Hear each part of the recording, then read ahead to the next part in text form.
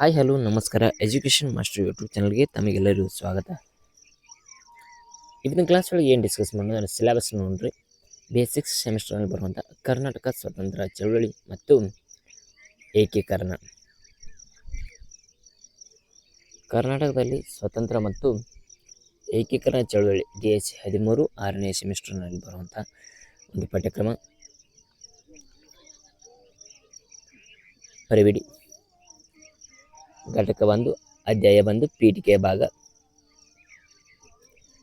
ಚಾರಿತ್ರಿಕ ಹಿನ್ನೆಲೆ ಕರ್ನಾಟಕ ವಿಘಟನೆ, ಮದ್ರಾಸ್, ಬಾಂಬೆ ಪ್ರಾಂತ್ಯಗಳು ಮತ್ತು ಹೈದರಾಬಾದ್ ರಾಜ್ಯಗಳ ಕರ್ನಾಟಕ ಪ್ರದೇಶ ಏರ್ಪಡೆ.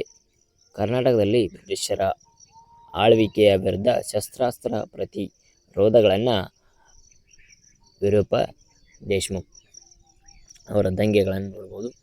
ಅಧ್ಯಾಯ 2 ಕಿತ್ತೂರು ದಂಗೆ 1824ರಲ್ಲಿ ನಡೆದಂಥ ಕಿತ್ತೂರು ದಂಗೆಯನ್ನು ನೋಡಬಹುದು. ಇಲ್ಲಿ ಸಂಗೊಳ್ಳಿ ರಾಯಣ್ಣ ದಂಗೆ 1829 ಮತ್ತು 30ರೊಳಗೆ ನಡೆದ. ನಗರ ದಂಗೆ 1830ರಲ್ಲಿ ನಡೆದಿದೆ. ಆ ದಂಗೆ ಕೊಡಗು ದಂಗೆ ನೋಡ್ಬೋದು. ಅಧ್ಯಾಯ 3ರಲ್ಲಿ ನೋಡ್ಬೋದು ಅಂದ್ರೆ ಕರ್ನಾಟಕದ ಮೇಲೆ 1857ರ ದಂಗೆಯ ಪ್ರಭಾವ, ಶಸ್ತ್ರಾಸ್ತ್ರ ಕಾಯ್ದೆಯ ವಿರುದ್ಧ ಹಲಗಲಿ ಬೇಡರ ದಂಗೆಯನ್ನು ನೋಡ್ಬೋದು. ಘಟಕ 2 ಅಧ್ಯಾಯ 4 ಸುರಪುರ ವೆಂಕಟಪ್ಪ ನಾಯಕ, ನರಗುಂದದ ಬಾಬಾ ಸಾಹೇಬ್ ಮತ್ತು ಮುಂಡರಗಿಯ ಭೀಮರಾವ್ ಹೋರಾಟದ ಪರಿಣಾಮಗಳನ್ನು ಇಲ್ಲಿ ತಿಳ್ಬೋದು. ಅಧ್ಯಾಯ 5 ಕರ್ನಾಟಕ ರಾಷ್ಟ್ರೀಯ ಚಳವಳಿಯನ್ನು ನೋಡ್ಬೋದು. ಇಲ್ಲಿ ಕರ್ನಾಟಕ ರಾಷ್ಟ್ರೀಯ ಚಳವಳಿಗಳಲ್ಲಿ ಮುಖ್ಯವಾದ ಪಾಯಿಂಟ್ಗಳನ್ನು ಆರಂಭ ಚಟುವಟಿಕೆಗಳನ್ನು ನೋಡ್ಬೋದು. ಕರ್ನಾಟಕದಲ್ಲಿ ಸ್ವದೇಶಿ ಮತ್ತು ಅಸಹಕಾರ ಚಳವಳಿ ನೋಡ್ಬೋದು. ತಿಲಕ್ ಮತ್ತು ಗಾಂಧೀಜಿಯವರ ಪ್ರಭಾವವನ್ನು ನೋಡ್ಬೋದು. ಅಧ್ಯಾಯ 6 ಬೆಳಗಾವಿ ಕಾಂಗ್ರೆಸ್ ಅಧಿವೇಶನ 1924ರಲ್ಲಿ ನಡೆದಂಥ. ಇಲ್ಲಿ ಕರ್ನಾಟಕದಲ್ಲಿ ಸ್ವಾತಂತ್ರ್ಯ ಸಂಗ್ರಾಮ ಚಳವಳಿ 1930 ಮತ್ತು 34ರಲ್ಲಿ ನಡೆದ ವಿಷಯಗಳನ್ನು ತಿಳಿದುಕೊಳ್ಬೋದು. ಘಟಕ 3 ಅಧ್ಯಾಯ 7 ಕರ್ನಾಟಕದಲ್ಲಿ ಕ್ವಿಟ್ ಇಂಡಿಯಾ ಚಳವಳಿ ಮತ್ತು ಅದರ ಬಾಧಕಗಳನ್ನು ನಾವು ತಿಳ್ಕೊಳ್ಬೋದು.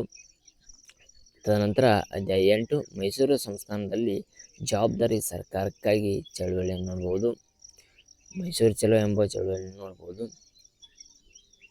ಅಧ್ಯಾಯ 9 ಕರ್ನಾಟಕದ ಏಕೀಕರಣ ಚಳವಳಿಯ ಮೂಲ ಮತ್ತು ಬೆಳವಣಿಗೆಯನ್ನು ನೋಡ್ಬೋದು.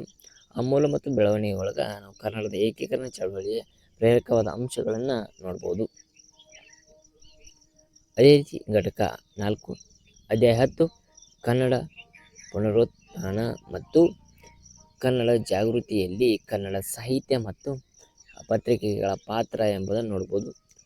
ಅಧ್ಯಾಯ 11 ಏಕೀಕರಣದ ವಿವಿಧ ಸಮಿತಿಗಳನ್ನು ನೋಡ್ಬೋದು.